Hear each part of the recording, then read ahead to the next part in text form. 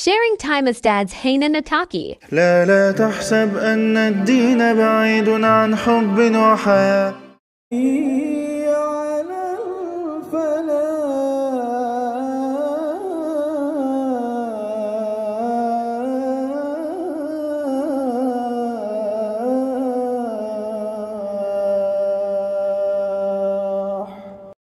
Kita ngerasa jadi second choice dalam pertemanan.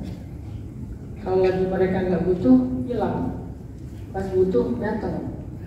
Dan kalau datang, kita terus yang baik sama mereka. Lama-lama kita ngerasa capek. Saat seperti itu, siapa yang bisa membuat kita bertahan? Allah. Oke. Ditinggal begitu aja, istilah ke level of ngerasa asing di rumah, kayak nggak kenal siapa-siapa adalah another level. Gimana kalau kayak gitu? Apa yang membuat kita bertahan? Iman yang membuat kita bertahan. Udahlah, kita yang lain lah, ya Allah begini, ya Allah begitu, dan seterusnya. Jadi minta sama Allah, apa sih yang kalian takutkan tentang kehidupan di masa depan yang nggak pasti? Gak apa-apa kita sedih, gak apa-apa kita kecewa, tapi jangan menyerah. Kita masih bisa tetap berharap yang terbaik kepada Allah. Allahu a'lam barakallahu fiikum. Cinta sama Ali, tapi aku nggak bisa ngomong.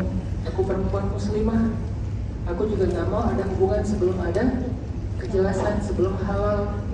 Akhirnya dititipin ke Allah. Ali juga gitu ternyata. Udah lama jatuh cinta sama Fatimah. Nggak pernah ngomong. Ini dua orang emang unik nih. Sama-sama jatuh cinta tapi nggak ngomong. Tiba-tiba datang Abu Bakar melamar Fatimah. Ali udah. Abu Bakar yang datang. Abu Bakar itu dekat banget sama Rasulullah. Orang yang paling dipercaya Rasul, orang yang paling Nabi sayang itu Abu Bakar. Gimana enggak datang temannya ngelamar anaknya, udah dipercaya banget teman ini, udah pasti diterima. Pulang-pulang besok pagi dapat berita Abu Bakar semalam ditolak. Ali langsung, kalau Abu Bakar aja ditolak, apalagi aku?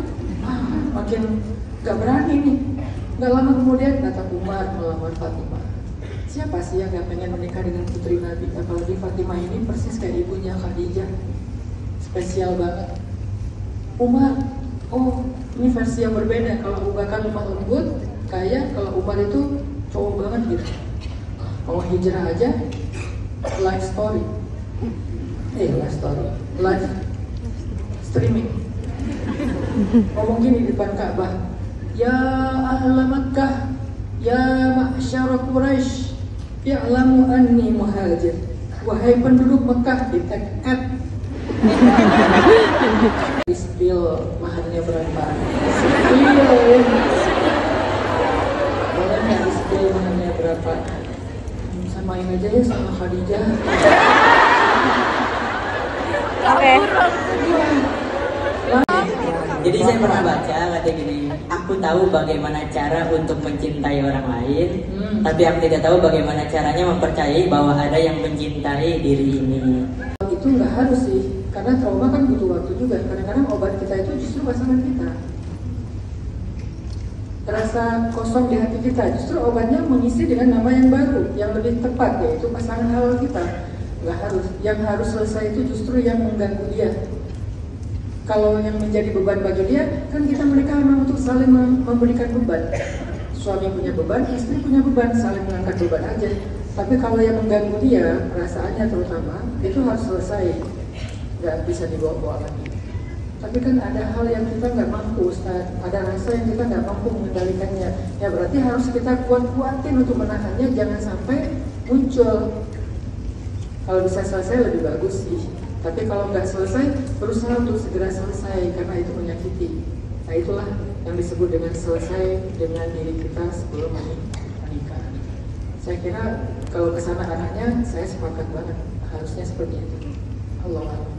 Kita membawa hal-hal yang buruk dari masa lalu kita ke dalam pernikahan. Walaupun pernikahan itu akan menerima kita apa adanya, tapi bukan berarti membawa sisa-sisa. Itulah kenapa Nabi bilang ada 3 hal yang kita disuruh untuk berbohong. Bukan dibolehkan, disuruh harus berbohong.